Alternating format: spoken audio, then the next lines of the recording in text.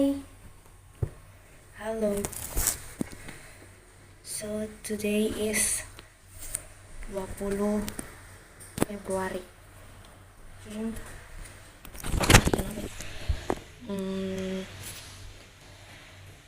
20 Februari hari ini hari Minggu. Today is the second day after I tested positive for COVID. Terus hari ini ada gejala baru, ada symptoms baru, itu batuk sama mungkin karena pengaruh batuk jadi kayak biasa tuh berat nafasku gitu. Tapi it's okay, it's fine, semua bisa diatasi. Kalau batuk ya tinggal batuk. Terus I decided to use mask karena pas batuk supaya tidak tersebar di udara begitu. Kan virus bisa tinggal di udara. Jadi mending pakai masker. Terus sekarang mau buat video bagaimana caraku annotation book. Jadi sebenarnya annotation itu apa di bahasa Indonesianya? Tapi setauku, correct me if I'm wrong, setauku kayak ditandai gitu ya, ditandai di di highlight, di stabilo, di pakaikan ini, gitulah. Tapi selama ini kalau ndak begitu banyak juga buku sih aku baca, belum begitu banyak, semoga suatu saat banyak, belum begitu banyak. Tapi selama ini kalau baca kan buku jarang pakai ini, biasanya cuma pakai pensil karena lebih gampang dan lebih ndak ribet dan lebih cepat. Biasanya pakai pensil sama cuma tinggal dilipat. Ya sih, kayak itu lipat buku adalah satu bentuk kesalahan, kejahatan terhadap buku, tapi ya mau gimana, itu secara cepat sama gampang, tapi nggak boleh guys, nanti bukunya rusak. Terus sekarang mau coba pakai stabilo. Oh, pernah juga pakai spidol kuning, pernah juga pakai spidol kuning, pernah juga pakai pulpen. Tapi kalau pakai ini kayaknya baru deh, kalau nggak salah ingat kak, kayaknya baru mau buku ini. Jadi kali ini mau baca buku ini. Kelihatan kah? Laut Bercerita karya Leila S. Chudori. Mau baca buku ini sebenarnya aku beli Oktober, November, Desember, Januari, Februari, 4 bulan.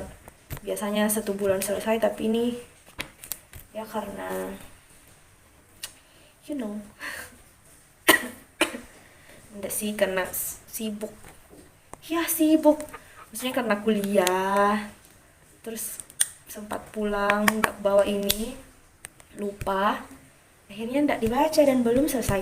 Sebenarnya sudah aku baca sampai halaman 27, tapi kayak lupa kak lagi. Mending kita baca dari awal, oke?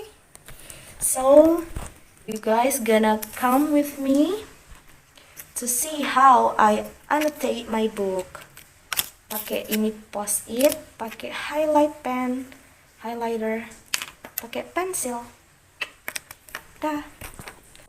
Halo, mau pakai fitur yang namanya voice over. Jadi di sini lagi time lapse pas membaca. Itu kayak terlihat sekali posoku bernafas. Tapi sudahlah. Mending ku baca belakangnya buku ini. Judulnya Laut Bercerita, terus ada 4 paragraf. Paragraf 1, Jakarta Maret 98. Jadi Biru dan kawan-kawan itu ternyata disekap karena mereka ditanya tentang siapa yang berdiri di balik gerakan aktivis dan mahasiswa saat itu. Jadi mungkin ada hubungannya dengan kejadian 98. Terus Jakarta Juni 98, keluarganya Biru ini lagi masak bersama. Ada piring buat Biru, tapi Biru ndak pulang. Terus Jakarta tahun 2000, 2 tahun kemudian, Asmara, adiknya Biru beserta orang tua dan istri aktivis yang lain yang hilang itu menuntut kejelasan tentang anggota keluarga mereka. Sementara Biru Laut dari dasar laut yang sunyi bercerita kepada kita, kepada dunia tentang apa yang terjadi pada dirinya dan kawan-kawannya. Ya, so sad. Laut Bercerita, novel terbaru Leila S. Chudori, bertutur tentang kisah keluarga yang kehilangan, sekumpulan sahabat yang merasakan kekosongan di dada, sekelompok orang yang gemar menyiksa dan lancar berkhianat, sejumlah keluarga yang mencari kejelasan makam anaknya, dan tentang cinta yang tak akan luntur. Nah, jadi kayaknya kurang lebih 10 menit atau 9, pokoknya sebentar. Tapi kayaknya sudah karena sudah jam setengah 11. Ini baru baca bagian prolog halaman 1 sampai 7. Ini buku pakai sudut pandang orang pertama, jadi pakai aku. Nah, di sini tokoh aku ini yang namanya Biru Laut. Terus di halaman terakhir di bagian prolog dia bilang, Bapak, Ibu, Asmara, Anjani, dan kawan-kawan, dengarkan ceritaku. Mungkin itu kenapa namanya Laut Bercerita, karena si tokoh aku ini namanya Biru Laut.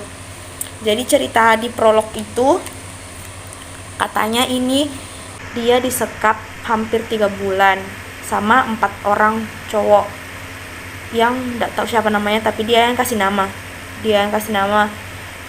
Si mata merah, si manusia pohon, si raksasa, sama satu lagi nggak ada namanya karena sering diam dan dia sopir mobil.